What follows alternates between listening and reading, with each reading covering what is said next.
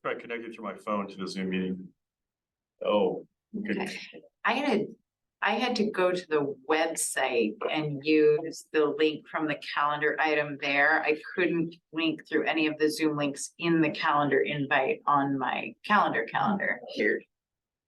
I don't know if it was just like an anomaly of like where I was and what I was doing, but. Sorry, all we lost internet here, dropped everything. We continued a nice conversation online for a while. Oh, great, that's probably it. Yeah, well, maybe not. I did hear that. Hopefully all get to watch the video. Did you watch the video? How is that? We now have Maria. And Maria's now on, so. Yes. So Steve. Yeah. All right. Well, now that we've taken the pause for station identification, Okay. all right. There we go. I'm gonna reshare your slides there. Thank you. I don't know if they can see me anymore because it's not working. Okay.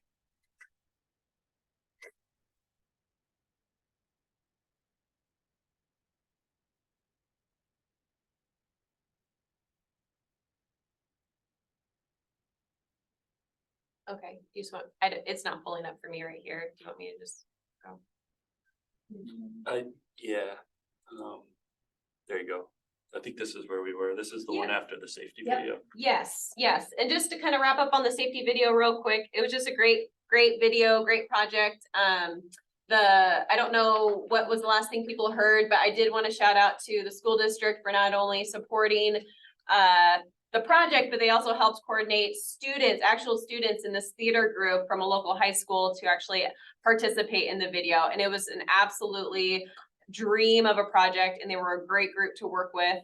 And so we're really excited about this rollout and just the traction it will gain by word of mouth, by using local students. And yeah, so we're just really excited about this continued partnership with them. All right. Moving on to, so recently we also updated a transportation exhibit at the Gilbert House. And just to provide a little bit more background on this, about 7 years ago, the Gilbert House approached Cherriots to add an interactive exhibit, so also known as like the Salem Station Room, to help visitors learn about the local transit district and also transportation options that are available to them. So we, after 7 years and all the play with the exhibit, we had a recent visit and decided it needed a little bit of a facelift. And so Cherriots pulled together a small project team and started to get creative by adding actual bus parts from one of our retired buses to the exhibit. So next slide, please. Perfect. So this is what it looks like now. So as you can tell from the previous before photo, now we were able to actually add an actual header board track with header cards that also feature our well-known and loved Cherriots characters, and artwork that tells museum visitors on how to stay safe while riding the bus. And those are easily interchangeable as we have different campaigns coming through out of the transit district. We can definitely plan to update the messaging here as well. So just another way that we can connect with families. And then we also added a control panel and a dashboard from one of our retired buses, a fun little pull cord, and an operator's chair that was reupholstered. And so we also installed a monitor with a video loop of that are from actual Cherriots local routes as well. So yeah, super fun, really, really fun project to coordinate and help with. Next slide. And that's just, you can't ever get enough of a glow up photo. So I just added another one. Next slide. And then we'll end one on a mini operator just driving through our local community. So he was having a blast. So it's just a good, fun little project. Next slide.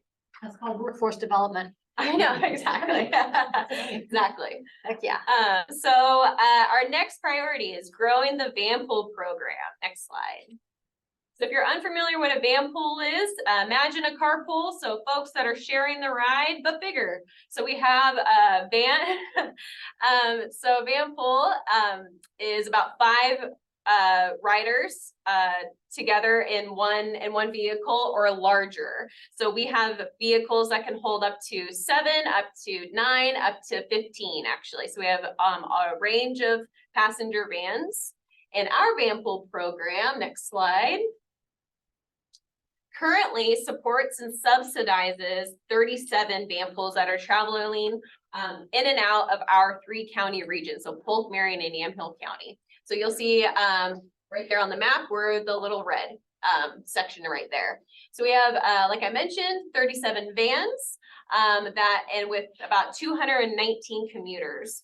And so eligibility for the subsidies are based on a rider's place of work. So as long as it's within our 3-county region, we offer a subsidy based on vehicle size and distance traveled. Next slide, please. So promoting the Get There database. So next slide. So the Get There database is a statewide tool that is used for basically all the folks that do what I do, that focus on transportation options or transportation demand management throughout the state, are administrators of this database, and it helps users and commuters find carpools and van pools. There's a gamification part to it too that makes it fun. You can log your trips, see your savings grow. You can earn prizes and earn rewards for just trying out a new option and logging your trips. You also have access to our Guaranteed Ride Home program from here as well. So if you're unfamiliar with these type of programs they're also known as emergency ride home programs, but our Guaranteed Ride Home program helps folks kind of get to where they need to go in case of an emergency. So for instance, it helps alleviate that what if. So say that someone was really hesitant to try carpooling to work. Well, like what if I am sick, or what if my carpool partner is sick and they drove and they have to go home? What do I do? Well, what they do is that they enter in or log into their handy dandy Get There account. They access the voucher that is unlocked in their Get There account, and we have a great agreement with local taxi company here, and they pick them up, take them wherever they need to go, whether it's home, the doctors, or even picking up their kids from school, and they get to where they need to go, and they send our commuter options program the bill. And so yes, it's just a great program to kind of alleviate that what if and stress. Next slide. And as a whole, we have about just over 16,000 users. So if you're looking for a carpool, you might have a great match and a great carpool partner and to share the cost with. But ultimately, this is, just kind of a high level look on what the database looks like right now. Next slide. And then as of last week, we just wrapped up our Get There challenge. So this is a challenge that has been going on for over a decade. It's been rebranded a couple times, but it's ODOT initiated. And so we don't have all of our stats quite yet, but I was able to kind of grab some statewide stats. So this year, basically, the whole premise of the challenge is to just encourage folks to try a new way to get around. And this year they introduced teams. So I know here at the COG, thank you for participating. We had a stellar team here. And so, but overall statewide, we had 253 teams that participated, with just under 1,200 folks that were just participating. So another priority is, of course, improving access, right? Next slide. One way that we really kind of took a dive into being strategic and really intentional with programming is that we were able to work with a really well-known TDM professional local here in the Pacific Northwest. and Chris Wachi. And she helped the Cherriots Commuter Options Program develop a strategy to elevate the program and increase the access to all of Cherriots transportation options and services and resources. So next slide. So one way that, you know, as we were doing all of our research and trying to redefine what it looks like for the program, we want to make sure that we're evolving and being really intentional with our priorities. 3 goals came out of the strategic direction, and it's one is support the building of Cherriots into a mobility integrator, and enhance the stops and transit centers, and then to build new partnerships to enhance service, ridership, and land use transit integration. So we want to make sure that we are being more integrative. We want to be more involved with community-based organizations and just, you know, having that extended extension of transit with other options as well, to whether it's helping with micromobility, last mile solutions. So we have a lot of tasks and priorities and recommendations were also found for all of these goals as well. So this is something that I have for the group that I can send out after this presentation as well for review. And then we're gonna end on the last priority of exploring micromobility. So last but not least, next slide. So this past year has been just filled with discussions and meetings around micromobility options, and particularly bike share and scooter share. So, and what a successful program would look like in the Salem-Keizer region and throughout our community. So we have a really healthy list of stakeholders and community partners that are also interested in making this happen, and wanting to do it right and wanting it to be successful. So we're taking the time, due diligence, and bringing everyone at the table.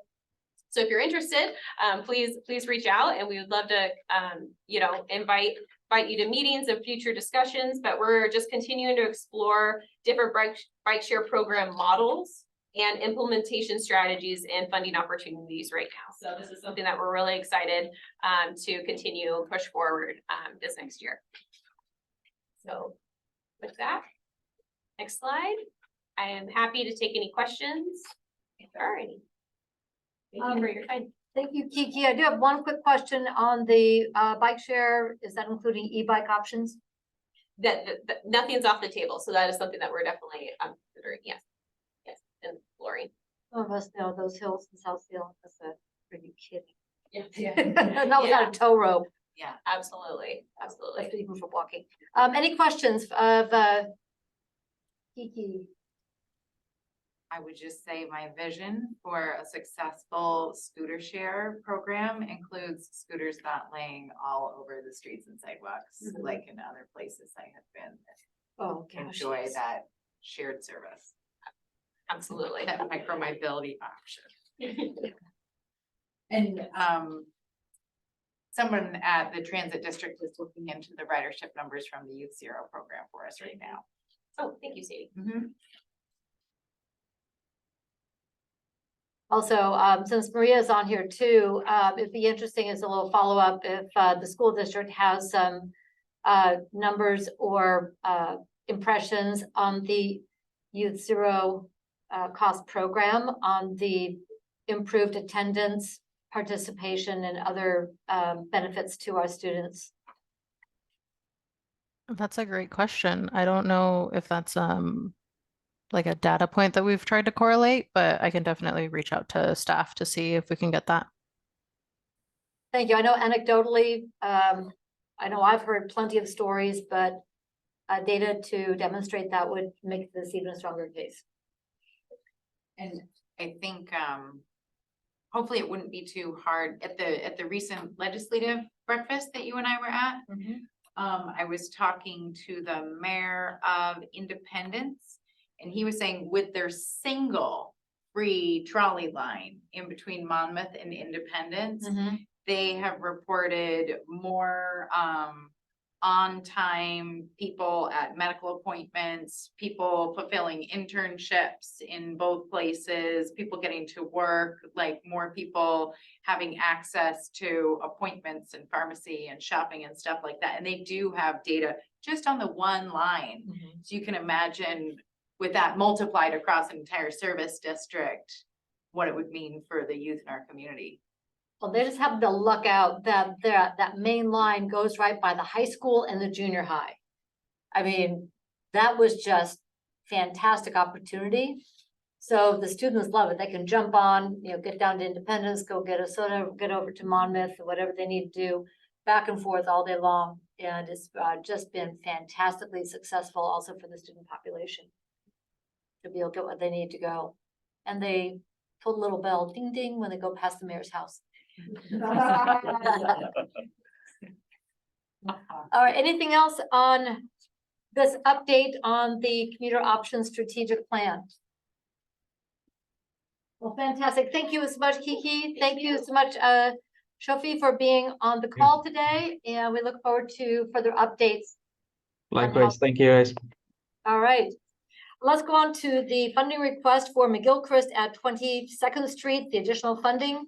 Steve. Okay, great. So I'm going to share my screen and this is just a short presentation that I put together that basically aligns with the attachment E, the memo that's in there, but thought this format might be a little bit easier for some folks. And it's to talk about adding funding to the McGilchrist at 22nd Street intersection project, not the corridor long project that's also in the tip that goes from 12th to 23rd, but just the intersection at 22nd. And I think it actually goes further, 23rd, 25th. Thank you. Yeah. Knew as soon as I said that.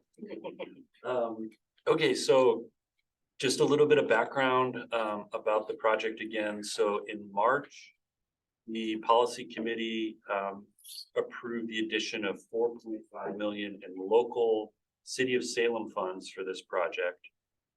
And that was to essentially get the bid process moving in the spring on the timeline that the city was working on. And at the time, staff had let us know that there would be a request for additional federal funds after the bids were received. And so at this time, City of Salem has made that request, and it's to add $3 million in SKATS federal funding and to then reduce part of that local overmatch by 3 million. So it's to swap funds, the local bond measure funds, and then put in our regional, a combination of regional funds from the federal government. The intent, or my understanding is that the intent of the overmatch savings is to use that funding for other work along the broader McGilchrist corridor. This is just a look at the unprogrammed funds available by year. And in the red box here, we've estimated that through 2027, that our region has about 9.3 million. And again, this is an estimate at this point. It could change based on a few different factors, and has actually already changed from earlier this summer when we had this number at 7.8 million. The difference now is we received word from ODOT that we received redistribution funds for meeting our obligation rate. And that was about $1 million that's been added. And then also we're anticipating that we're going to reduce the 2025 fiscal year amount for MPO planning by $450,000. So right now we're thinking that we have more money than available for through 2027 than what we had talked about earlier this summer. I think the only other thing to point out here is that the unprogrammed funds are available by year, so they're cumulative. And so you see there's 4.2 million in 2024, and then it goes up to 7.6 to 9.2, and then the 2027 amount matches what is in the last column for the the total period of time.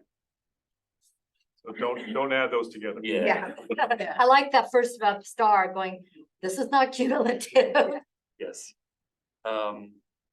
Okay, so this slide looks at our unprogrammed funds. You see that in the top right corner, 9.3 million that I just mentioned on the last slide. And what we do here is we look at that unprogrammed amount and then have a listing of projects that are already requesting funds or we expect will request funds or we don't know quite yet.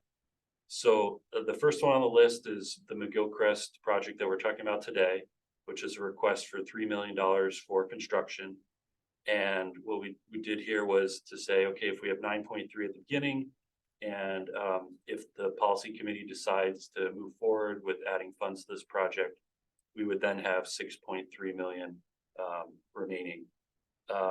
Next on the list is the Verda Lane project, which is going to request approximately 2.7 million. That could change a little bit when they're closer to design or have a more complete design prepared. But the TAC in June had recommended in concept adding $2.7 million in construction of that project as well. So that brings it down to 3.5 million. And then the last one, sort of known amount, is the Center Street Lancaster to 45th project for Marion County, which is likely to request close to $1 million for that project. Then, yeah, so that's what we know at this point. The remaining projects are, it's possible that when they go to construction or get closer to construction, they would request additional funding. I don't think Connecticut, the bottom one, is going to request any additional funding, but the other four here, it's possible, and that's where we kind of get into this balancing of unprogrammed funds available versus what requests we can expect. What's CN?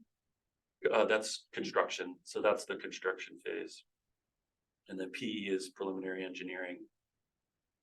And RW's right away. Correct. Yep. So the pedestrian safety inferred crossing, is that just for Salem or is Kaiser included in that? That is a City of Salem project. That's the city, yeah, that's not on our list. Okay, so we did hear from the policy committee, I think a few months ago, asking, how much funding are we adding to projects over the last few years? I'm going to switch to Appendix B here in a moment, but it basically provides an overview of SKATS specific funding. So not other grant funding or ODOT funding that doesn't come to the SKATS for approval. That was added to projects beyond the initial amount programmed. And the appendix looks between January 2018 through June of this year. And there's a couple tables in there. They're organized one by year and then one that's broken down by jurisdiction. The underline here is that we've added $22 million in projects in that time. 16.6, about 75% of that was federal SKATS funds, and then the remaining 5.4 was local funding. So I'm going to switch to that, which is over here. So this is this first table, table 3. Just to orient everyone, you start with the project name, the jurisdiction delivering the project, the month when the funds were added. And the last 3 columns are the total amount that were added, the federal amount received from SKATS, and then the local match. So we broke it down year by year. So you see that the 2018 section totaled about 3.6 million added in total project funds added to these 3 projects. 2019 was 5.6 million. 2020 was 64,000, so a smaller amount in 2020. And then 2022, I guess there were no funds added in 2021. 2022 is kind of the majority of, or not the majority, but a large bulk of when the funding was added, about 10.3 million, which is about 47% of this total 22 million that was added through the time period. So this is just kind of to orient like what's happened in the past, or the recent past anyway, in terms of adding funds on top of projects. Table 4, this is where it's broken down by jurisdiction. So we just have our 3 jurisdictions that have received additional funding in that time, the total amount added, the federal amount added, and then the local match added. And I think this second to last column it is important to highlight. So we see that the share of added funds for Marion County was about 60% of the added funds, so 60% of that 22 million, whereas Salem was 32%, or about 33%, and Kaiser 7.2%. Also important to note that this doesn't, as we add more funds, say to McGilchrist, say to Verda, these dollar amounts will change, and I think the shares will start to change as well. You could see if we did decide to add 3 million in federal funds to this 5.4 for the city of Salem, you start to get some different match rates. So that's just something we can track over time and sort of see where funds are going, both on a project level and then by jurisdiction, if that's interesting to the policy committee. Can I press pause for just a second, because you mentioned something and went rather quickly by it, but I want to highlight Oregon does a magnificent job of meeting our grant obligations and spending our funds, keeping us eligible to receive funds from other states that fail to do so. So because we finish projects, we deliver them, we then open up the opportunity when they are redistributing funds that are not spent by US DOT in other states, they come to Oregon. So that allows us then to put those dollars into use. So that's one of the reasons that our policy of finish it is so important, because we deliver on our grant obligations. That makes us eligible. If we did not, and we lost that eligibility, we would be losing millions per year in eligibility for these redistribution funds. The same thing happens in aviation. Just as a side note, I know it's outside the scope here, but the same thing happens is that our airports do a really good job with their grant obligations to put the vast majority of those dollars into use and become eligible for redistribution.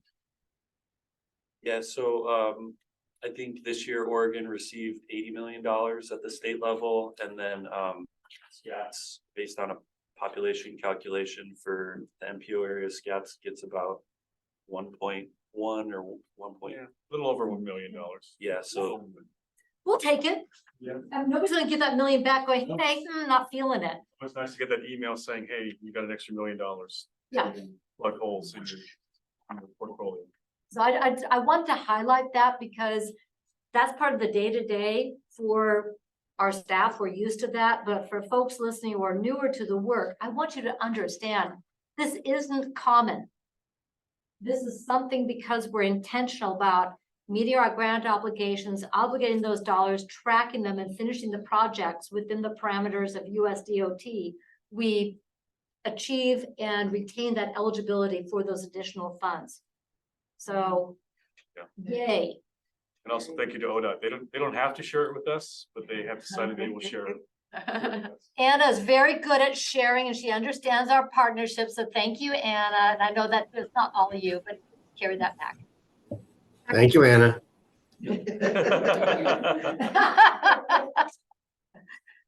But I think that's a very good point, is the collaborative nature of this work.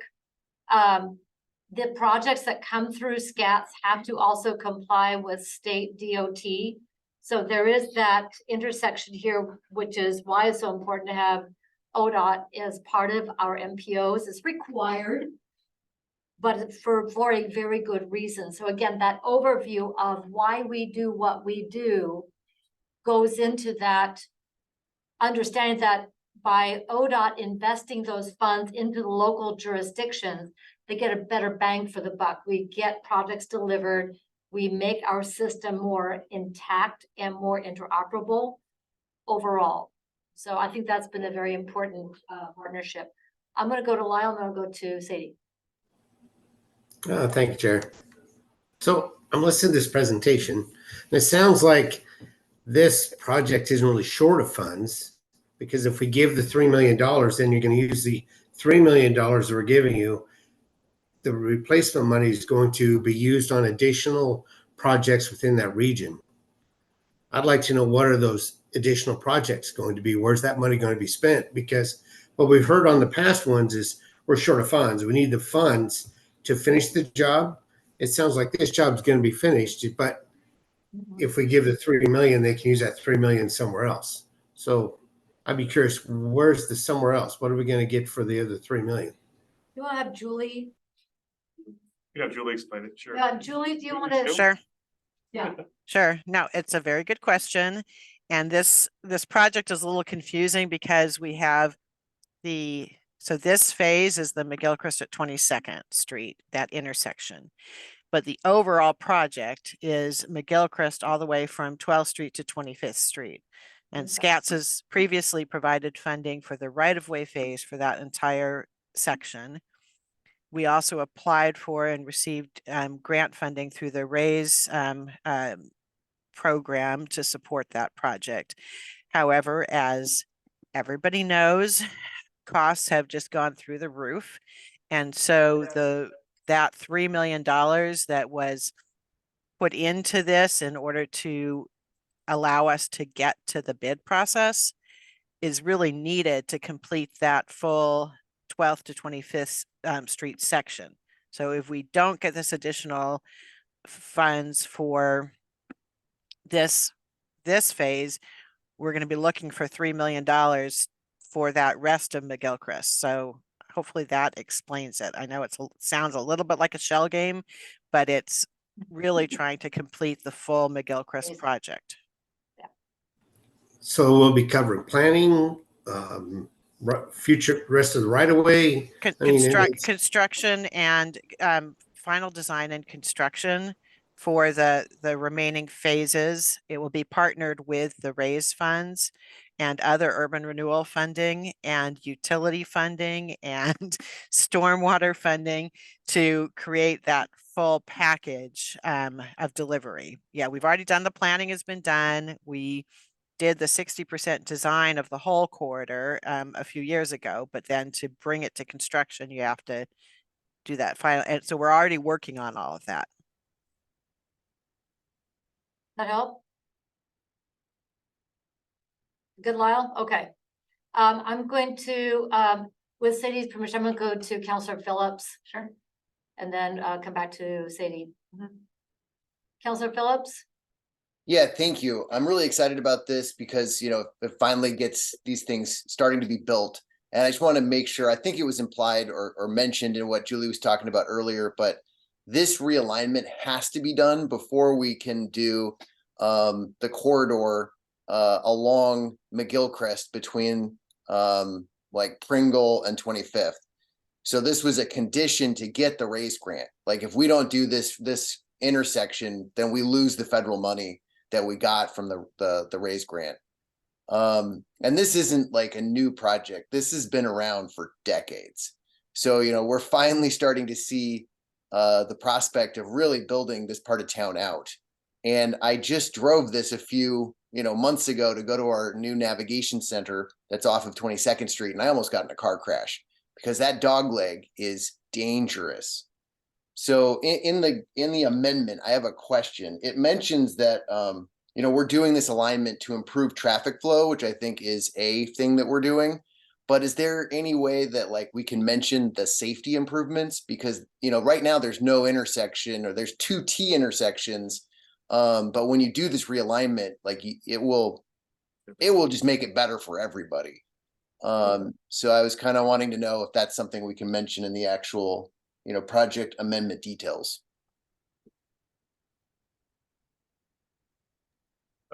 Counselor, is it on the Oh, I see. It's in the project description. project description? Okay. Yeah, on the bottom of the project description, the bottom of the page is the project description. Yeah, to answer that question, yeah, we can edit the language in project descriptions, and since we're already doing an amendment, that's, I think, a pretty easy change. The purpose of those descriptions are, they're kind of short form summaries of the larger project that go into the tip and the stip. So we're required to have like a project name and then just a short overview of what the purpose of the project is. Totally. So I think that if the city's okay with that, so kind of Julie's shaking her head, yes, then I think we can make that change as well. Okay. Probably limited to something like 100 characters or some kind of. Yeah, I don't want to mess up the So process. we'll add It's just- something. yeah, if it's possible, I think it would be important. Because I don't think it's just a flow thing that we're doing here. And this part of Salem, is it's clearly growing, and we'll be able to grow a lot more with these projects being completed. But we've got our new, public works building is off of 23rd Street. There's just a lot that's happening here. We've got social security offices here. The VA clinic is off of McGilchrist, and there's no sidewalks right now. So getting not just the improvement to the road, but like a sidewalk and multi-use paths on both sides, like is protected bicycle lanes. This is a really big deal for our community. So this is not part of the actual resolution that Right. we, but in the attached document. So do we need to make a in the motion to adopt resolution 23-21 with project description amended to include safety as a factor? Unless it's just by consensus, we'll make that change. Okay. Anybody object to making that change? No. All right, we're good. So that change will be made. Director Carney. Yeah, I'm wanting to increase my understanding of these processes all the time. So pardon, these are kind of basic questions and higher level. So the unprogrammed funds, as Chair Clark helpfully explained to us all, are all coming from federal DOT through ODOT to the different MPOs? Yeah, go ahead. Go ahead. There's I think there's 5 different pots of federal funding that SKATS has discretion over. So the Surface Transportation Block Grant Urban, and sometimes we'll talk about Surface Transportation Block Grant that's not urban, and so that's something that goes to the counties or ODOT has. And we also have congestion mitigation. That was one of my follow-ups. So it isn't all to just MPOs. There's also some sort of formula to designate it to non-urbanized and outside MPO. Okay. Right, that's right. And so we have these 5 pots that come to us, and that's what we're including in that unprogrammed funds remaining, is just the funding that SKATS has discretion over. There's a lot of other funds that flow in and out that are ODOT has discretion over, or our transit formula funds that we'll see amendments for. Right. Or sometimes we do put our our local SKATS discretionary funds towards transit projects. And then the part about the redistribution is so ODOT, because our state had met obligation rates or met whatever requirements the federal government asked, ODOT received $80 million, and they're able to then spend that money and give us a portion in STBG funds that is added to our discretionary pot, if that makes sense. Yeah, I think so. And then, but we're not gonna get to all of these ones that we anticipate requests for. We don't think, because Well, hopefully they're not all gonna have requests, and hopefully, ideally they won't have all have requests, and then we'll have some funding left over, like 2.5 million that we can start programming to new projects. I thought they were all on here because we were anticipating requests. Well, what's on, Yeah, go ahead. I think just the possibility, yeah, that, Okay. this is actually I think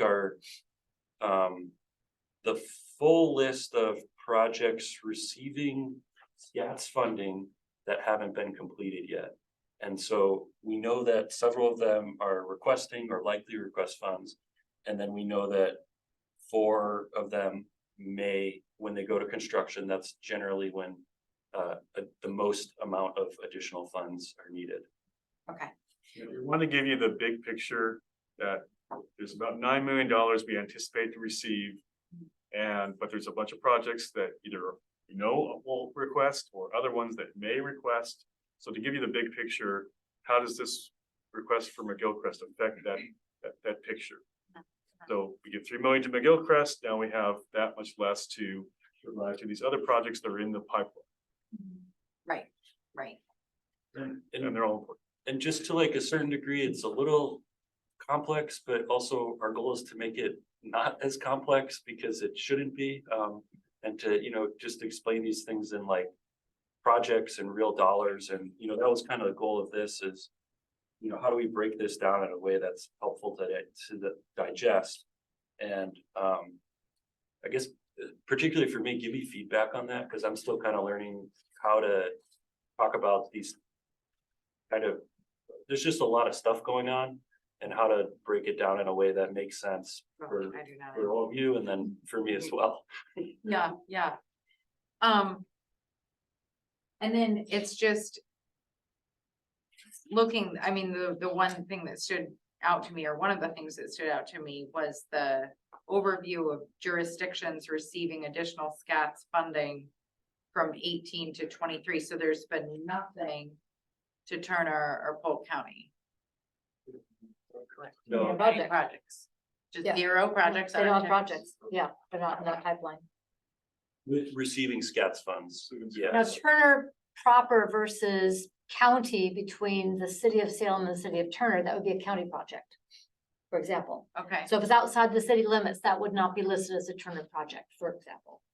Yeah, there's a lot of Polk County projects that aren't in the tip at all because they're outside the SKATS boundary. Right. And then there are ODOT projects that are in Polk County, but also in the SKATS boundary. So we've seen instances where ODOT added funding to Turner projects, but we haven't added any SKATS funding to Turner. Polk County projects. And Polk County, again, if it's in the city limits, it's going to show up as Polk County, but I'm getting, Counselor Phillips, can I press pause on you and go to Counselor, to Commissioner Mordhorst to talk about Polk County and then I'll come back to you? That's all right? Okay. Thank you. Commissioner. So Polk County, I don't think has or ever has had an actual project. We're here just to represent West Salem, which is still the city of Salem. Is that correct, Mike? I don't think any areas qualify. There are areas that are in the SKATS boundary that are sort of Polk County outside the city limits. And Polk has not submitted projects over the years on those roads. So we just don't have those projects in our tip. Yeah, we have a small region above West Salem. Yeah, as far as Turner, when they first joined, in the 20 years, I think we funded 2 projects. First Turner Road, and that where it turns on the south end of town, and then Delaney Road. So we funded some significant projects in Turner. They just haven't, they've applied for one other project, but it just didn't work out. So, yeah. And then connectors between Salem and Turner would be considered Marion County. Okay. So Thank you. Yeah. Okay. And then my last question that I promised I'm done. This one says it's an ODOT is the sponsor on the project amendment details. Does that mean that ODOT was like, hey, guys, this is real bad? We're gonna need you to, Which one do you see that on? here on the project amendments, project sponsor ODOT. Does ODOT come in and be like, ooh, That is. get this intersection cleaned up? No, this is, I messed up. That should say City of Salem. Yeah. Okay. Okay. It's a template, so we use this and I put. Sure, in the- that makes a lot more sense. I just, when I read that, I was like, wow, we got a real situation. Yeah. Okay. Good catch. We'll fix that. All right, Counselor Phillips. Thank you. I very much support this amendment and trying to get this project completed so we can move to the next step of getting the whole corridor along McGilchrist improved. I just want to verify, like in a terrible scenario, which I don't foresee, if we didn't get this funding, maybe Julie could talk about like, you know, I think that we could use potentially the infrastructure bond money to then make the McGilchrist corridor whole. But like, where would Salem come up with this money if we don't get it from through SKATS? I will take a crack at that. I would say that it would be very difficult because the infrastructure bond funds are also going to be needed to complete the whole corridor. So while I wouldn't say it's impossible, it would take a lot of digging. And so, And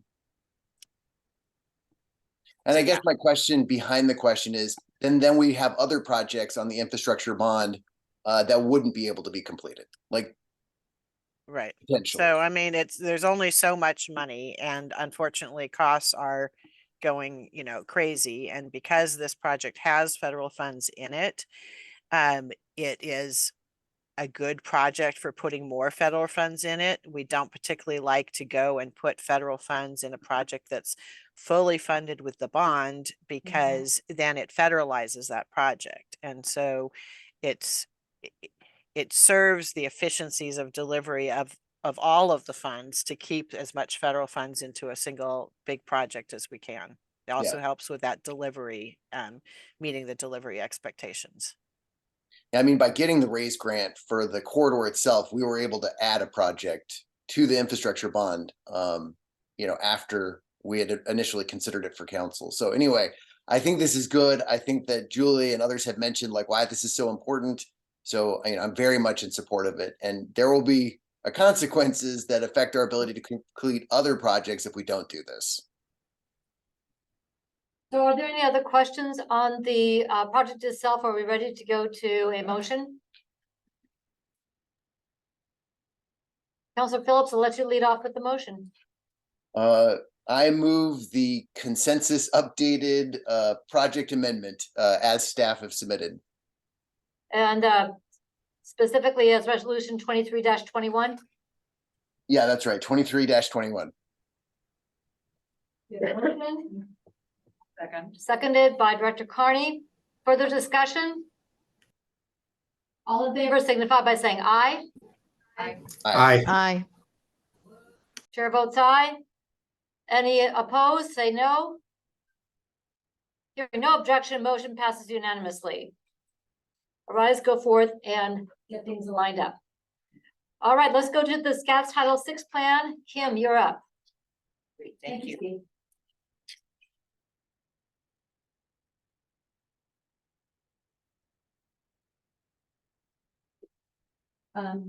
Great, thank you.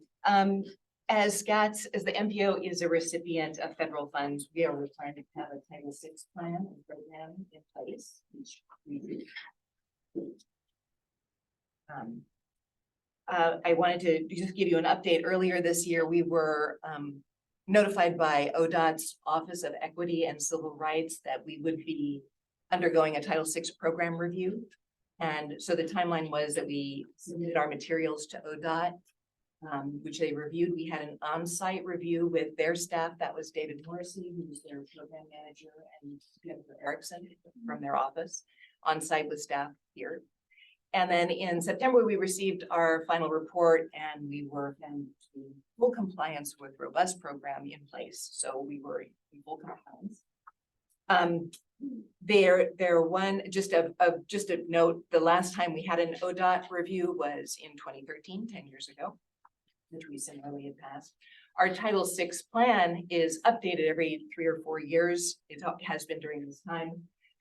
And we submit every year an annual accomplishment report that goes to ODOT. So in fact, when David Morrissey met with us, he said he wasn't really too worried about having not talked to us fairly recently, because we do timely reports that are robust reports that we send to them every year. So we're right under the radar. You just weren't being a problem for them. We weren't being a problem. That's right. In our written report that came from ODOT, there were no suggestions, but no suggestions to make changes. In our meeting, one-on-one meeting, David Morrissey did suggest that we changed the use of the word gender to sex in our anti-discrimination policy because sex is a federally protected class and gender is not. So that was just his pointer that he gave to us. And the plan that you have today that's in your agenda included with track changes to show it was essentially just, these are the main updates. We changed the word gender to sex. I included the most recent authorities. One came from USDOT and there's a recent executive order. I updated the census demographics of the Salem-Kaiser area that we are part of the report, and that we updated our roster member a couple of we changed the name of the RTSP to the MTP. We have some updated web links that and dates would be put together and staff. And all you can see all of those changes in the version that's in the agenda. The only request from ODOT was that because in the heel of this review, we had already planned in our work program that we would be updating the plan, and they just noted, since you're planning to do that, please do it by the end of this calendar year. So we're bringing it forward to you now. And that going forward, we'll update the plan every 3 years. That was ODOT's general request, 3 or 4 for 3. So we will do it every 3 years. When our plan is, there is not an adoption action today. This is basically, we bring the plan forward. In the past, we brought it forward for your review and acknowledgement. I wanted you to see what changes we would be implementing. It'll get changed. It's on our full website. We have also complaint forms. If you'd like to file a Title VI complaint with us, there's an overview of how to do that on our website. And forms, we are updating our complaint forms so that they're PDFs, but they get a little bit more accessible, that they're loadable, plug them in and save them. We've not ever had a Title VI complaint filed for the MDO. Knock on wood.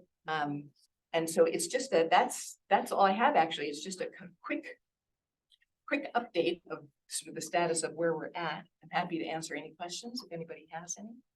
All right, thank you so much, Kim. Great work. I would note that the ongoing attention to Title VI compliance is the reason that our plan doesn't require massive updates and changes, and that's been really intentional part of Kim and the team. So thank you for that work. Questions? Director Carney. Thank you, Chair Clark. I noticed the change in several spots of the executive order 14096. Yes. And then the sort of expanded explanation at the end. It seems like that could have, I mean, that like comes right down inside to administrative function. We're waiting for further direction from Federal Highways. So Federal Highways has not given us, they would issue a circular or a directive for the further implementation of the most recent executive order. So I wanted to put it in here. It's an expansion of the role of environmental justice concerns. And so we've had a bit of a more robust plan. Title VI plan addresses essentially discrimination, but we have a section within this that talks about environmental justice concerns, which were from the pathway of the executive order originally in 1994 from Clinton.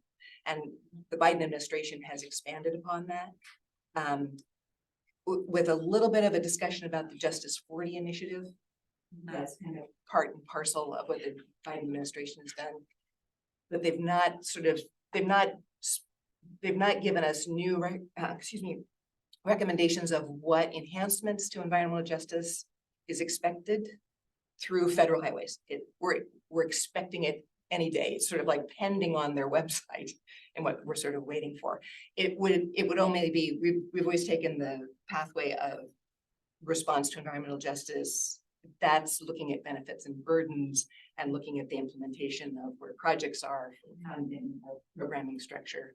So they overlap, EJ and Title VI overlap, but the Title VI plan meets this specific requirement that ODOT wants us to see. So in fact, just in our discussion with ODOT, it's like they were happy to see that we have a full listing of all the authorities and an expansion of what environmental justice is, but it's actually not necessary to have as part and parcel of a Title VI program. But seems silly not to. Yeah. So we've always had it. So we've always had that, and we've said, here's what we do with environmental justice. So there will be further recommendations from Federal Highway that we anticipate soon. Yeah. It's just been a slow trickle down. Yeah, definitely keep us informed. That's great. Thank you for the explanation. All right, any other questions? Again, great work. Would like a motion to accept the SKATS 2023 Title VI plan. I move we accept the SKATS 2023 Title VI plan. All right. Moved by Director Carney. I'll Second. second it. Oh, sorry. Go ahead, Trevor. Okay, I'm looking at the little bars that came up there, and the tie goes to Councilor Phillips. For the second, any further discussion? All in favor, please signify by saying aye. Aye. Aye. Aye.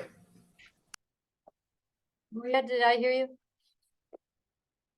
Maria? Yes, I said aye. Okay, chair votes aye. And motion, anybody object, please say no. Hearing no objection, motion passes unanimously. Let's go to the SKATS 24-25 already.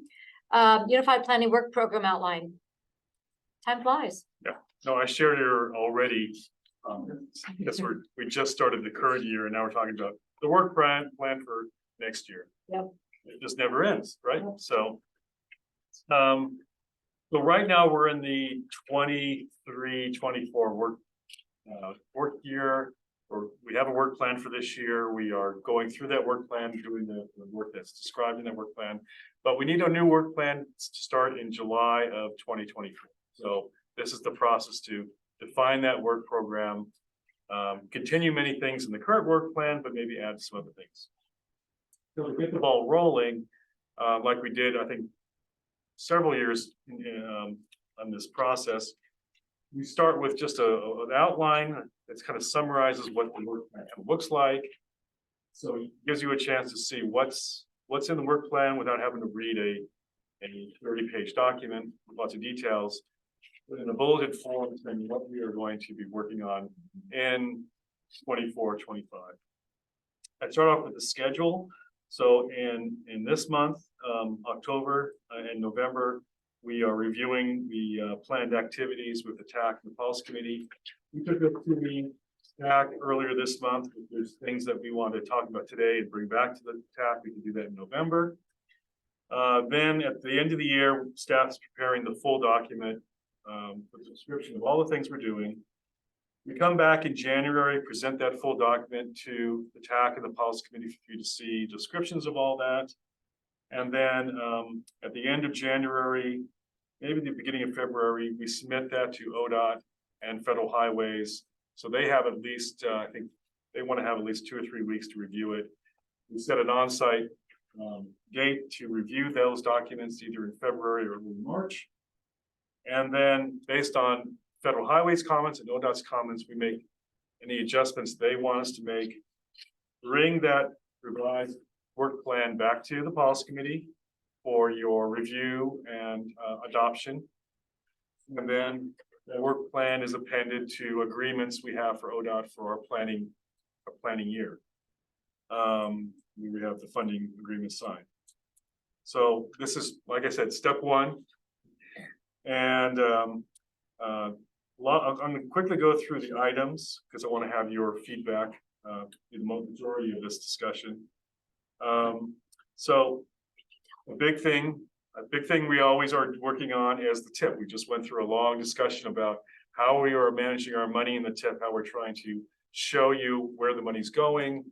And that we just expect that'll continue to do that because of the cost escalations we're experiencing. So there'll be amendments to the cost escalations.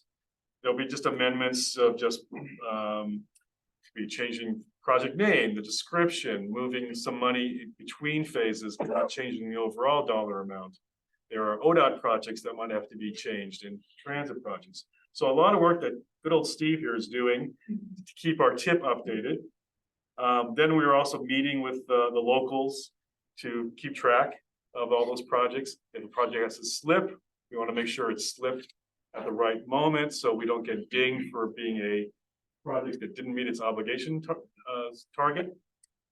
And then we are also implementing an electronic tip. So right now we do everything in spreadsheets. But starting a couple of years ago, we started developing an e-tip with a private vendor. When I say we, it's a work of both Metro and Central Lane MPO and SKATS plus ODOT joining our money together to use this vendor to have a tip in the cloud to manage our projects. And Steve's got the difficult assignment of managing that transition to the e-tip. So that's going to take a lot of work to transition that work. Then getting back to the next tip. So right now we're in the 24-29 tip. It's a 6-year tip, 4 years of a regular kind of committed funds and then some illustrative years. We're going to have to work on the next tip, which is for the years 27 and 32. And we need to have that ready by May 2026. So again, Steve will be working on kind of doing forecasts of funds that we might expect in those years. Then comes it's going to be a key decision point by the policy committee. Are we going to go through a cycle of requesting new project applications like we usually do in the past? Or do we circle back to the applications that we had for the last tip that we didn't fund at all? You may remember we had a whole bunch of, we went through a cycle of having projects submit applications and being scored and everything. But then when we realized, oh, all our existing projects are running out of money, we didn't fund any of those new projects. So I have a feeling it's going to be a blend of a little bit. We'll ask applicants if they want to resubmit their projects from the last phase, update them, and we'll ask them if they want to add any new projects. So that'll be a discussion we'll start to have in next year and in going into 2025 as well. Moving on, the congestion management process. This is a federally required document and process that all MPOs have to have. We collect a lot of data about congestion on our systems, and we identified 15 corridors that we monitor congestion. This is a project Ray manages. We have a lot of data on our website, and we can share that data to give you trends. It's complicated data. I have to admit, I was looking at it earlier this week to remind myself what's in there and how you understand it. And while I can understand it, the trends can shift year by year. And if you look at the most congested corridors, the order changes year by year. So we're going to keep working on the congestion management process, keep collecting data, but also integrate presentations to the TAC and the policy committee to say, here is how congestion is changing over years. Sometimes the most congested corridors are the same 10, but their order may change. Sometimes something does pop up. We want to make sure that you understand where those, and our TAC is as well, where those congestion areas are, the problem areas are, and what are the strategies that are in our long-range plan or other strategies that other people are doing to ease congestion. So try to integrate more of your involvement in the congestion management process. As you know, we're working on the Transportation Safety Action Plan. That'll probably wrap up this spring or summer. If it bleeds over a little bit into next year, I just wanted to include it in there. We have a public participation plan that we've updated every 3 years, I think. So we're going to update it again and ask for adoption in November 25. We don't have any corridor plan or area plans per se that we are managing. You know, we did the Cordon Road corridor plan, and before that we did the Wheatland Road study. So we've had in the past various plans funded in our area to look at corridors or look at areas. The only one that's sort of left currently is what ODOT is managing at 22 and 51. And they're pretty much on their own because they're doing designs for that interchange. They go out to the public periodically as they further develop those designs and ask for feedback. So we will, as they continually develop that project design and they want feedback from the community, we'll ask them to come here and update the SKATS policy committee, because currently that interchange is in our planning boundary. Whether it stays there, that's something we'll have to find out, but it's currently in our planning boundary. And then, you know, we do a lot of interagency work that's not always something some things we know about ahead of time, other things happen during the year that we didn't put in our work program. So I always like to have a section about interagency assistance, whether it's the transit district asking us for technical help or data help or to sit on some committees. Same with our local governments, same with our state partners or state agencies. So there's a lot of interagency work that I put in the work program to cover all that coordination. We have a whole section of modeling and data. That's everything from our regional travel model that we're updating, coordinating on the current Oregon travel survey. So that survey is out now. One of our staff members, family, got selected to be part of that travel survey. That's happening.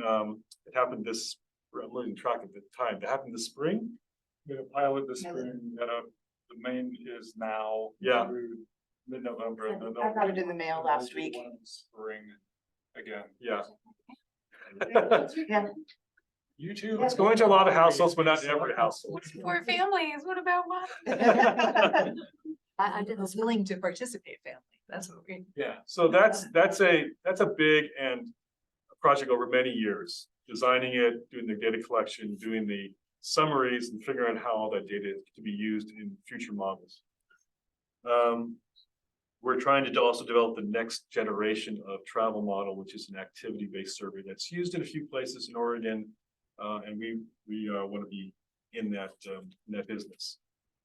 Then we have many other things that we cover. I only put a few things like the federal performance measures that federal law requires us to submit. Following the public participation plan for all of our projects, the TIP, the long range plan, anything else. And then of course, monthly committee meetings, TAC meetings, other things that program management, me primarily, have to do as far as contracts and staff and things like that. So that covers majority of the work plan currently. Now we provide about $120,000 of our 5303 planning funds that SKATS gets to the transit district so they can do transit level planning. So far, we're still the only MPO that shares that 5303 money with the transit district. And we think it's a good idea because your transit staff are much closer for expertise than for us to do transit planning. So that's been a pretty good arrangement over the years. It helped to do like your the transit district's long range plan. Yeah. But it also helps with kind of more day-to-day or month-to-month program operations and coordination with local governments. So for like Portland and Lane, the MPO hangs on to all the transit planning money?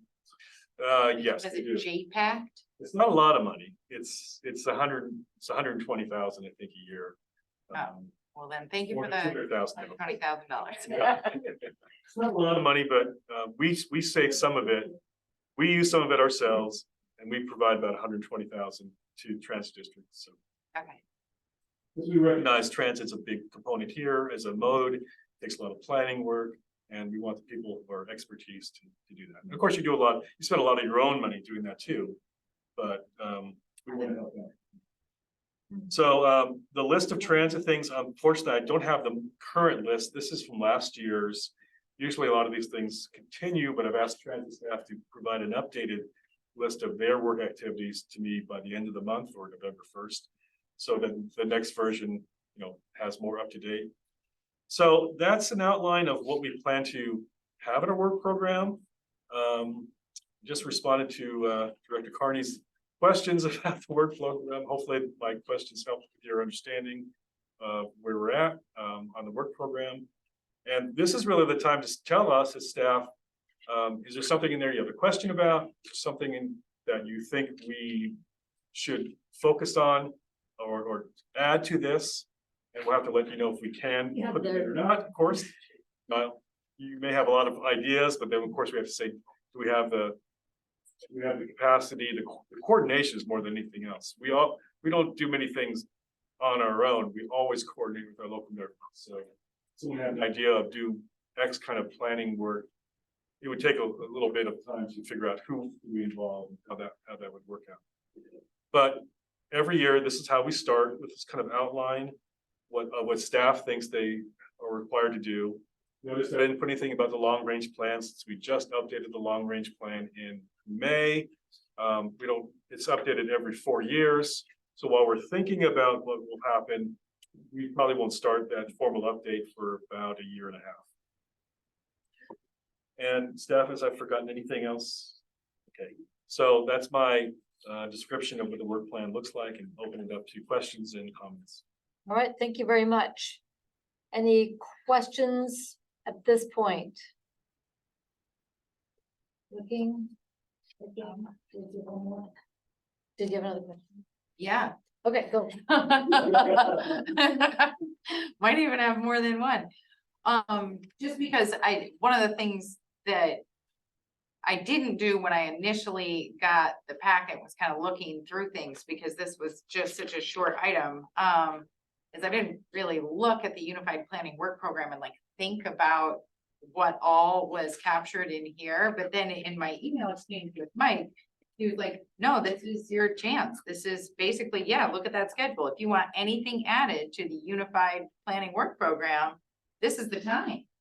Because after this, it gets submitted to ODOT and the Federal Highway Administration, and they kind of review it and send it back to us. So I did want to have some discussion with the group about the possibility of maybe adding some things, or with SKATS staff, really. And I had some questions about the things that are in here. Such as? The interagency, I was wondering how our MPO sort of aligns with like the one for Lane and Bend and JPAC in terms of who we coordinate with. Are we more, are we less? I know Bend is, well, they're just a one guy MPO, right? Is it just like Bend and ODOT over the table? No, they have more than one person. Okay, Not a big staff. I think they have 2 or 3, but yeah. So the question is, how does our work program compare to others? Yeah. How's our interagency assistance and coordination? I think that part is probably, everyone's work program looks different. I've looked at their other work programs. No one does. There's no set template that people have to use. But on the concept of interagency, we all interact with other local governments and ODOT. That's what we have in common. So we all are working with the local governments on regional level, planning work, but also maybe something very specific as a sub-region. Okay. We're all working with ODOT on projects, whether it's the modeling work that we all collaborate on, or the household survey work. So I imagine all those planning work programs incorporate that kind of interagency assistance for developing transportation plans. Do any of them, I just have been thinking about the federal guiding language, and a lot of it is around decreasing pollution and emissions. Do any of the MPOs coordinate with DEQ for that purpose and for environmental justice purposes? And would that be something that would be even reasonable to do? Isn't that already seen it? Well, that's a complicated question, decreasing pollution. So right now we are a air quality maintenance area, actually a limited maintenance area. So in years past, we were an ozone maintenance area. It's a non-attainment area until that was changed statewide. All of the MPOs in the state became attainment for ozone. We were non-attainment for carbon monoxide until they changed the state implementation plan based on measurements of carbon monoxide that had dropped quite a bit. So it's like a 1/10 of what used to be when we were non-attainment back in the 70s. So the carbon monoxide is much lower. Ozone is still kind of close to the standard, but the carbon monoxide pollution is much, much lower. Cars are that much cleaner. If I could just put in that AQCD that we keep adopting, that's that component. That's the air quality Right, so as part our federal plans, the long range plan, the tip, since we're still a maintenance area, we have to go through some processes where we do interagency consultation on our plan. We used to have to do, when I first was hired here, we used to have to do modeling to show what the baseline level pollution would be, and then the pollution with our tip, and are we decreasing emissions? Because we are so in attainment for carbon monoxide, we don't need to show that anymore. Although we do have to go through some coordination for the AQCD. It's just a process we have to go through. Still required to do so. It sounded a long way of saying that wouldn't make a ton of sense. That because it's important, we've already do We it. already do it. There's really nothing else to do at this moment for. Okay, Although, I mean, we're very supportive of the movement to. so we do it, it's just not exposed on here and necessarily, okay. It's not as a separate because it's already embedded in the AQCD and CMAC, the congestion management, air quality program as well. So we have those. And it only occurs when we update a tip or the long range plan. So when the tip is updated, we will update the AQCD and do the consultation process at that point. Yeah, okay. But in between, there is no federal requirement to. And there is a member of DEQ who's a member of the TAC. Comes to the TAC as requested. Yeah, Okay. they used to be more involved when we had, while we were developing the limited maintenance plan. Okay. 10 years ago. Okay, You still look for opportunities. So like, I remember when there was DEQ money to provide to whoever applied for it, we informed Transit District who applied for the CMAQ funds, that they had extra CMAQ funds. Like, long story short, I think Transit District got like $700,000 of those CMAQ funds to be used for the electric bus recharging in Del Webb. So we still look for opportunities to, help our local agencies reduce emissions. okay, maybe two more questions, but I'd love to give other folks space Go ahead. if they have well, the congestion management process is in here, and I remember we had some pretty robust conversation on that, maybe even to the point where we ran out, but I am less worried about congestion than I am worried about getting run over. Is there any kind of a complementary something for like speeding? Like congestion, I get, right? Like the cars are all getting jammed up and they're moving too slow. Do we have any kind of a process for saying this is, don't walk or ride your bike here because the cars are traveling well over the posted speed or at speeds that are, you know what I mean? Or is there anything like that that we would or could or might think about introducing to kind of our unified work program? That federal law and federal regulations kind of put a lot on MPOs to solve all these different problems, right? Mm-hmm. So they developed a congestion management process because, in many areas, especially much larger MPOs, congestion, Portland, LA, congestion is a major issue. Here, congestion is a pretty low to moderate issue, but obviously we've done various things to try to ease congestion some. On the issue of safety, that's why we're doing the safety plan. And that's why safety is always gets more points when we're scoring projects. That's something the policy committee decided as a group.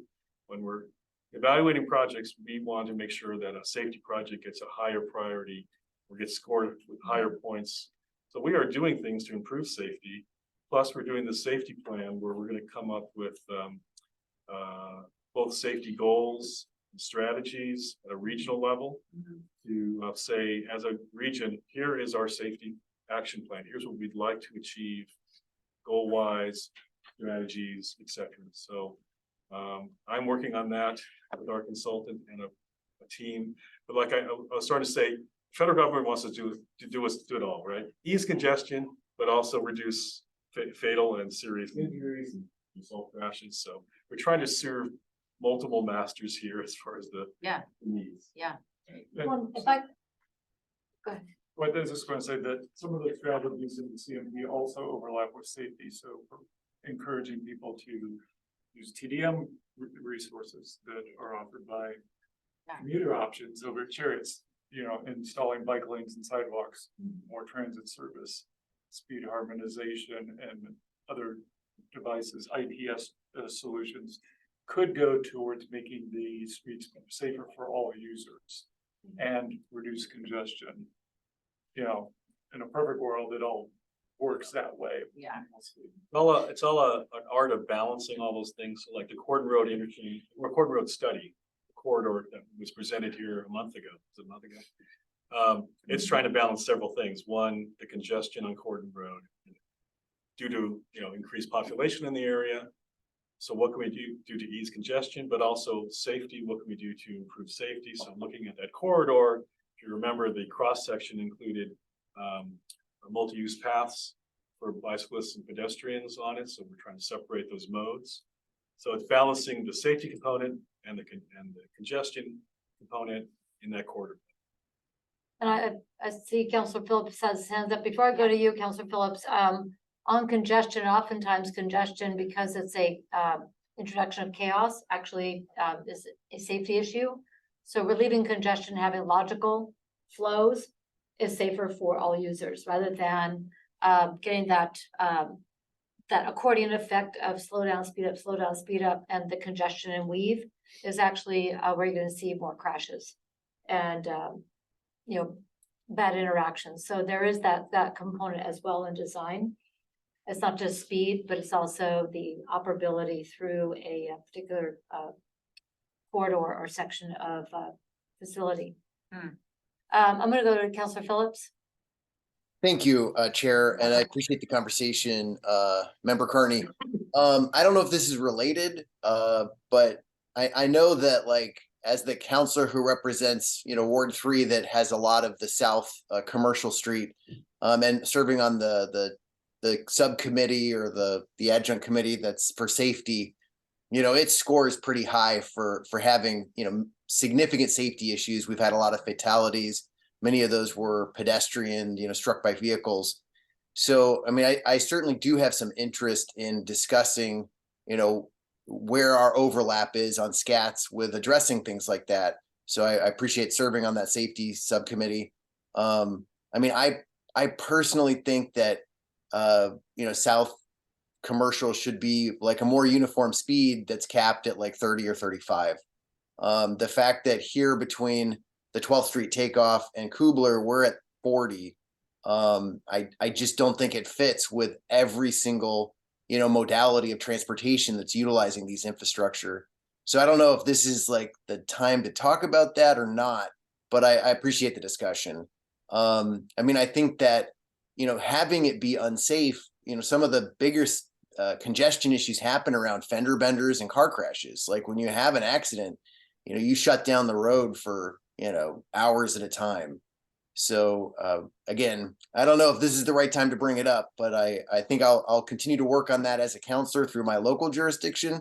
But you know, I do have some concerns, and I think that it's confusing for people when you're like 30 downtown and then you're 35 like at Fred Meyer, and then you randomly go to 40.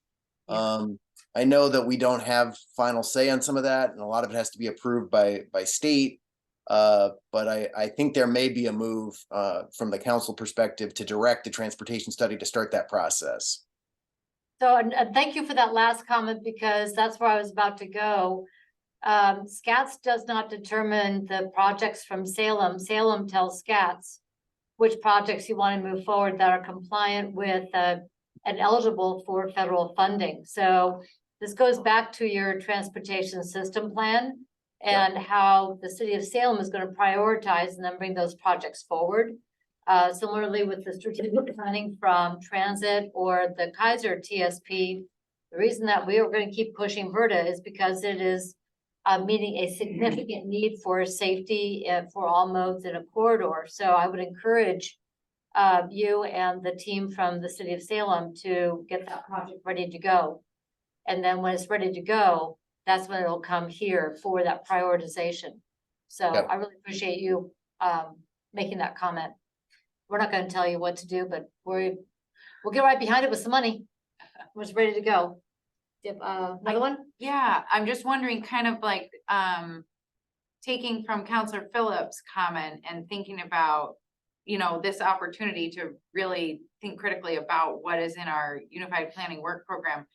I wonder if in modeling and data collection, like, and this is maybe a question for SKATS now, would this be the time, and would this be the only time, but until we do this again next year, to add data collection around like social determinants of health, so that we might as a body be able to, I don't know, look at where and how we are investing in projects and see how that aligns or doesn't with areas of need, where people are having lower health outcomes in our communities. Based, you know what I mean? What I'm saying, kind of a, sort of a little bit environmental justice me first. Go. And I think speed is related to it, which is why. And where there's prototype, yes, and we've been collecting, we have collected a number of different links because we've had a number of different organizations. ODOT has put together a social equity index layer of information. We have all the equivalent underlying data at our fingertips in terms of census information. And then most recently, so at the federal level, part of the Justice 40 initiative was looking, they developed nationwide a prototype of essentially impacted areas that included a number of health factors down to particulates and lifespan and food deserts, a myriad of some information they were able to pull kind of because they were the federal government from behind the scenes of census data that we can't necessarily get. So the prototype data was out and was for comment, and we anticipate probably in the next 4 to 6 months, the finalization of that sort of Justice 40 directive of geographic layer. So you would be able to map by census tract. And I think that's something that will have, get those updates. We see that sort of information. So as we're going forward and looking at projects in the future, it can be another layer of information that could be in part of that evaluation process. An enhancement of kind of our environmental justice steps that we do. We always put together our transportation disadvantage data. We have that online, which includes more than, it includes households without vehicles and limited English-speaking families, elderly children, households with a myriad of layers. So we've got links and we've got all that kind of information at our fingertips. So certainly something that can be included in any of the evaluation processes that we have going forward. Your turn. My turn. So we're also doing, we do collect, this comes out a lot of that data and it's already out there. Also, we're, as part of the Oregon travel study, we are collecting information on how people travel now. And one of them is what we call loop trips. And we have a research project we just talked with ODOT about submitting. And so this would see how people are, walking the dog or going for a ride. Are they doing anything healthy, and do the provisions of bike lanes and sidewalks facilitate that? Or are they having to drive to a park to do this because they don't have an option nearby? And so that's a little bit of the information that we'll have next year available, but it wasn't specifically, it's not specifically for that. It's just one of the outcomes that we can get from the data collection. I mean, might we add it? I guess that's my question. Might we add modeling or data collection specific to this list, or is now the time? Is now not the time? I think the fairest answer is let us look into it, because that's a very broad topic. It can be approached many different ways, what Kim was talking about. I know Ray and I have attended modeling modeling user group and a modeling steering committee. And we've had some people from public health over the years that have their own models about public health and transportation. I don't, and other MPOs probably have approached that. It's a very complex topic, to be very honest, and approached many different ways. So before promising anything, we have to look into it and see what it may take. We have resources to do it. So Okay. I'll look at that, Ray, once you put that down as something we need to discuss as staff. Let me forget. And if we could, just piggyback on that, what is already in the pipeline, just to reference it, rather than promise something new. It sounds like this is all coming from efforts that are already underway. So just to connect the dots. And what's coming down. Right. From every- Right, because it's work you're already doing, so it's appropriate to put in what is already in play. We just want to make sure we don't set an additional expectation for work that we would want you to do on top of or in addition to what these emerging studies are doing. So let's not get ahead of ourselves, but let's be clear about what is already in the works. Does that help? Yeah, I think so. I'm just still, I'm asking these questions in part to try to gain clarity on what is appropriate to add to our unified planning work program, because a work program sounds like it sort of sets the course for what we're going to accomplish. And so like if I had the opportunity to say, yeah, man, we're looking at the social determinants of health at our SKATS policy committee because we care about that kind of stuff and that's the course we're setting, I would want to. So I'm just trying to get a sense for what we can add, what is flexible. Like, I don't care about what is congested very often. That's a personal thing. I know it affects transit, so I care from that perspective, but I also know this is required. So there's no flexibility there, right? And so I care a great deal, just for the Yeah. record. it is, so it's just, I'm trying to get a sense for where the boundaries are on this conversation. Well, I'm glad you said required because every 4 years, the Federal Highway and Federal Transit and ODOT review our planning program, and tell us what we've done right and how our projects and plans are meeting federal regulations and requirements, and where other ones need to be updated or need to be corrected. So like our congestion management process, we've had many variations of this over the years. And then they tell us, no, not quite meeting what you need to do. And they brought in like peer review. We've talked about different approaches. We've looked at guidelines and we submitted an updated congestion management process that we think reflects what's in federal regulations, but also what seems to work for here. We're still waiting to hear back from them if that process is acceptable and meets that corrective action. So as a staff, we know, things we have to do on a periodic basis, processes that are meeting these corrective actions from the federal governments, and then things the locals want to see, like the safety action plan. So we're trying to carry all these things forward. So I get a little bit hesitant to overpromise, like the chair said, of adding things when we know we have a lot already on the table, but I don't want to ignore concerns that someone brings up. So if I may, with the social determinants of health too, we also have good partnerships with Salem Hospital, the Marion County Health Department and so forth that are looking at a number of these issues from livability standpoints. And if there are issues that a transportation project will help improve the social determinants of health, and that can be part of, especially if you're looking at a development of a local project. Let's take my Wheatland project. That would be a very easy one to show that that's going to have some positive impacts for social determinants of health, for accessibility, active transportation, et cetera, et cetera. So if it can help make our grants, especially our federal grants, more competitive, Yahoo Mountain Dew, let's make sure that we cross every T, dot every I to get those dollars coming in to build those projects.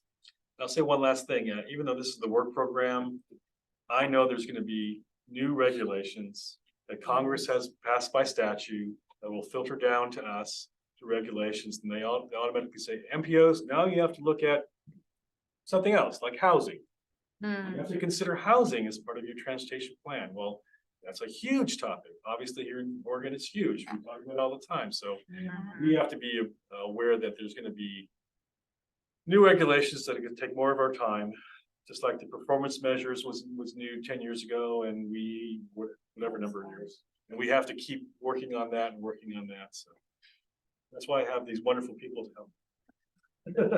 help us. Just about the topic of safety and kind of apart from the work plan, but I think Carl Lund from Marion County had mentioned at a recent TAC meeting that they were hiring or hired a psychologist who's thinking about or working on specific transportation safety kind of public health nexus. Cool. We were gonna, I think, follow up with him to have them come talk with the TAC, but maybe that's worth us investigating in the short term. There you go. Good. Yeah, I think so. I'd All right. love to hear questions from others, but if I'm the only one. Here. And if you have anybody has additional follow-up questions, or you have an oh by the way that comes to mind, please get those questions to Mike. You will. All right, let's go then to tip modifications, Steve. Okay, these are quick, so there's 3 of them. I'll just share my screen once I navigate back to the main screen. There we go. Okay, so there's 3 administrative modifications that came through in the last month. The first one is related to a transit project that we moved back to 2023. So it was in 2023, and then towards the end, the stip turnover, we didn't think that FTA was gonna obligate the funds in time.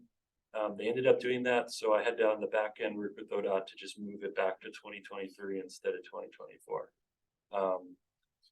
The other 2 are just 2 slips. So we slipped 2 Salem projects for construction from 2024 to 2025. This is kind of the time period we do that. So the city knew that their timeline wasn't looking like they were gonna obligate construction in this federal fiscal year, so they're gonna do it in 2025, and that's for the pedestrian safety improvement crossings, and then the Orchard Heights project between Snowbird and West Haven.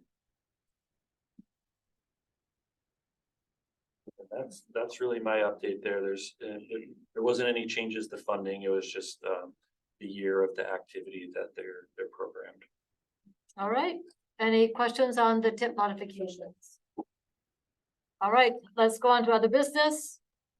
And just kind of go down the list of upcoming events. The only one I would add is OMPOC has been rescheduled to November 3rd. Is that correct? That's what I have on my calendar now. Yeah, those Friday. emails were Yes. yesterday, and yeah. Okay, I'm curious who's gonna attend. Is it gonna be I think it's Chair Neil. and Well, yep, Yep. Yeah. I'm having to reschedule 2 things, but whatever. Not happy. The other upcoming events, the OTC meeting on November 9th.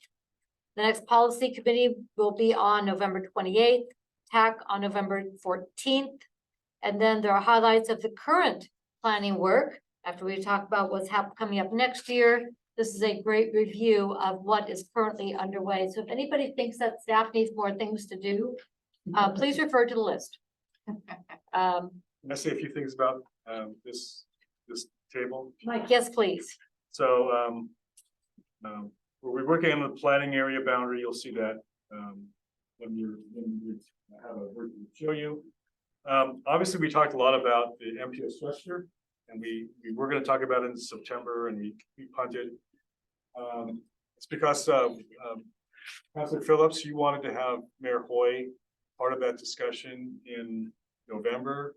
Has he committed to coming to our meeting on that date? I'll double check, but I think he's available in November. So just looking at the schedule, our meeting in November would be on the 28th? Correct. Okay. And, I can't guarantee it at this time, but last time I checked, the answer was yes. Is the rest of our body available? Because I think we had another member who wasn't available today. That was Commissioner Cameron. He'll be back. Okay. I'll double check with Mayor Hoy. In Italy. So Mhm. for that meeting, which I think will be a long discussion, I'm going to recycle many of the materials that were for the September meeting, and we'll look at it. Yep. And we have to talk about whether we want a facilitator, do not want a facilitator, all that stuff. Safety action plan we're working on. We already talked about the household survey. SKATS working on Turner. Safe Routes to School. I highlighted several things that are happening. We have a new Safe Routes to School program assistant that was hired, and Beth Schmidt and her new assistant Tanya Perfecto Calderon, who joined us about a week and a half ago. So are working on walk to school events. The upcoming Ruby Bridges walk to school on November 14th. And we already talked about the redistribution funds. So this just gives a little bit of an update of many of the things we're working on and where they stand. Awesome. Any questions on any of those items? Okay, not seeing any. All right, that sounds great. Is there anything else for the good of the order today? All right, the time is 2:00. We are adjourned. Happy Halloween, everybody. Trick or treat.